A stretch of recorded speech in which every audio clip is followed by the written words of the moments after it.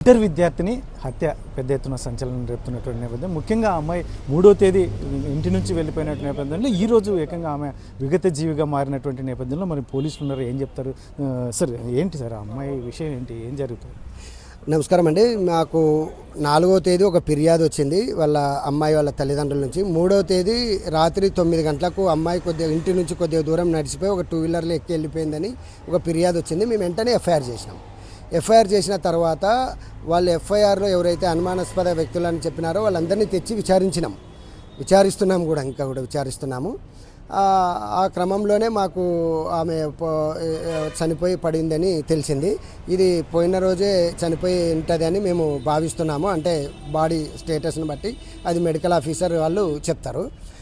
మేము చేయలేదు అనేది తప్పు. మేము ఖచ్చితంగా దాన్ని అనుమానపద వ్యక్తులంతా కూడా తెచ్చి విచారిస్తున్నాము. ఇంకా విచారణ కూడా కొనసాగుతుంది. సార్, వాళ్ళు చెప్తున్నది అయితే పోలీసులు ఇమ్మీడియట్ యాక్షన్ తీసుకుంటే ఏమైనా జరిగి ఉండేదంటే అమ్మాయి వెళ్ళిన రోజే చనిపోయిందని భావిస్తున్నారు. మీకు ప్రాథమిక నిర్ధారణకి ఏమొచ్చు? మేము అట్లా అంటే ఎప్పుడు చనిపోయిందని నేను ఖచ్చితంగా ఏం చెప్పలేను, కానీ బాడీ స్టేటస్ని అయితే పోయిన రోజే చనిపోయి ఉండొచ్చు అని అనుకుంటున్నాము. అమ్మాయి తెలిసిన వాళ్ళ వెంటనే పోయి ఉంటుండదే అనుకుంటున్నాం. మేము నైట్ 9:30 గంటలకు మోటార్ సైకిల్ ఎక్కి వెళ్ళిపోయింది ఇంటి నుంచి బయటకు వచ్చి అంటే తెలిసిన వ్యక్తులతోనే పోయి ఉంటుందని. ఆ తెలిసిన వ్యక్తుల్లో వీళ్ళు ఒక సస్పెక్ట్ రెస్పాండెంట్ అని చెప్పినారు. ఆయన తెచ్చి విచారించినాం. అదే కాకుండా కాల్ డీటెయిల్ తీసుకొని ఇంకా ఎవరితో పరిచయాలు ఉన్నాయో వాళ్ళని అందరినీ కూడా విచారిస్తున్నాం. సార్, ఎస్పెషల్లీ అబ్బాయి మీద అనుమానం వ్యక్తం చేస్తున్నారు ఆ కుటుంబం వాళ్ళకి. బంధువా అబ్బాయి, ఏం చేస్తుంటాడు? కాదు, బంధువులు కాదండి, దూరం వాళ్ళే. అమ్మాయితో పరిచయం ఉన్న వ్యక్తులు, బంధువులు కాదు. ఏం చేస్తుంటారు సార్? ఒక అబ్బాయి టైల్స్ చేస్తాడు వాళ్ళు చెప్పిన వ్యక్తుల్లో, ఇంకొక అబ్బాయి లేబర్ పని చేసేసుకుంటాడు, ఇంకో అబ్బాయి కార్ డ్రైవర్గా పనిచేస్తాడు. విచారిస్తున్నాం. ఫైనల్గా ఏమనుకోవచ్చు సార్? ఎందుకంటే అమ్మాయి చనిపోవడం అనేది ఈరోజు ఒక దళిత అమ్మాయికి అన్యాయం జరుగుతుందని వాళ్ళు ఆరోపిస్తున్నట్టున్నారు. అవునండి, ఇది కొంచెం విషాదకరమైన సంఘటనే. మా అధికారులు కూడా చాలా సీరియస్గా తీసుకుంటున్నారు.